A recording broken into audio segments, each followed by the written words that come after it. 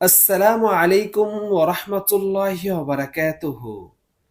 প্রিয় দর্শক শ্রোতা, আশা করি আল্লাহ পাকের অশেষ রহমতে আপনারা সকলেই ভালো আছেন। মুসলমানদের জন্য ঈমান আনার পর সর্বাধিক গুরুত্বপূর্ণ আমল হলো নামাজ।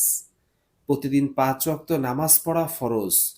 দাঁড়িয়ে, বসে, শুয়ে, ইশারায় যে অবস্থায় সম্ভব নামাজ ছাড়া যাবে না। একজন মুমিন ঘরে, বাইরে, পথে, ঘাটে, দেশে, বিদেশে, সাগরে, মহাকাশে যেখানে অবস্থান করে তাকে নামাজ পড়তেই হবে। মহান আল্লাহ তাআলা ইরশাদ করেন, নির্ধারিত সময়ে সালাত আদায় করা মুমিনদের জন্য অবশ্য কর্তব্য। নামাজ না পড়াকে মহানবী সাল্লাল্লাহু আলাইহি সাল্লাম কুফরি কাজ এবং অবিশ্বাসীদের স্বভাব বলে হুঁশিয়ারি উচ্চারণ করেছেন। এক হাদিসে এসেছে, যার ভিতরে নামাজ নেই তার ভিতরে দ্বীনের কোনো হিস্সা নেই। নামাজের মাধ্যমে ঈমান ও কুফরের পার্থক্য হয়। জাবের রাদিয়াল্লাহু আনহু বলেন, আমি নবী সাল্লাল্লাহু আলাইহি সাল্লামকে বলতে শুনেছি, বান্দা এবং শিরিক ও কুফরের মধ্যে পার্থক্য হচ্ছে নামাজ ছেড়ে দেওয়া।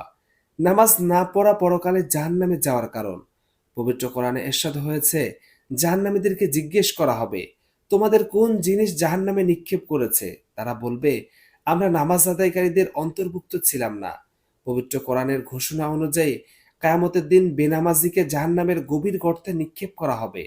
নূহ আলাইহিস সালাম, ইব্রাহিম আলাইহিস সালাম এবং ইসমাঈল আলাইহিস সালামের ব্যাপারে বর্ণনার পর মহান আল্লাহ তাআলা বলেন, তাদের পরে এলো অপদার্থ পরবর্তীরা। তারা নামাজ নষ্ট করলো এবং প্রবৃত্তির অনুসরণ করলো। সুতরাং তারা অচিরেই গাইয়া প্রত্যক্ষ করবে। গাইয়া হলো জাহান্নামের একটি নদীর তলদেশ, যার গভীরতা অনেক, যেখানে আছে রক্ত এবং পুজের নিকৃষ্টতম অসাদ। গাইয়া জাহান্নামের একটি উপত্যকার নাম। কিয়ামতের দিন বেনামাজির সর্বপ্রথম যে অপদস্থ এবং লাঞ্ছনার শিকার হবে, কোরআনের একটি আয়াতে তার বিবরণ এসেছে। স্মরণ করো সেই দিনের কথা, যেদিন পায়ের গোছা উন্মোচন করা হবে।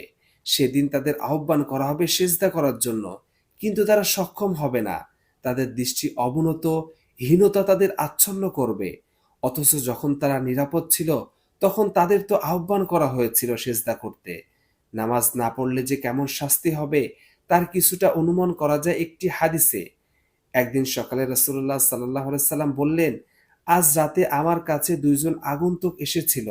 তারা আমাকে বলল, আমাদের সঙ্গে চলুন। আমি তাদের সঙ্গে গেলাম। আমরা এমন এক লোকের কাছে পৌঁছালাম যে চিত হয়ে শুয়েছিল। অন্য এক ব্যক্তি পাথর নিয়ে তার সামনে দাঁড়িয়ে আছে। সে পাথর দিয়ে শুয়ে থাকা ব্যক্তির মাথায় আঘাত করছে এবং থেতলে দিচ্ছে। যখন সে পাথর নিক্ষেপ করছে তা গড়িয়ে অন্যত্র চলে যাচ্ছে। লোকটি গিয়ে পাথরটি পুনরায় তুলে নিচ্ছে এবং তা দিয়ে ফিরে আসার সঙ্গে সঙ্গে লোকটির মাথা পুনরায় পূর্বের মতো ভালো হয়ে যাচ্ছে। সে আবার লোকটির কাছে ফিরে আসছে এবং তাকে পূর্বের মতো শাস্তি দিচ্ছে। আমি আমার সঙ্গীকে জিজ্ঞেস করলাম, এরা কারা? তারা জবাবে বলল, এ ব্যক্তি ফরজ নামাজ না পড়ে ঘুমিয়ে যেত।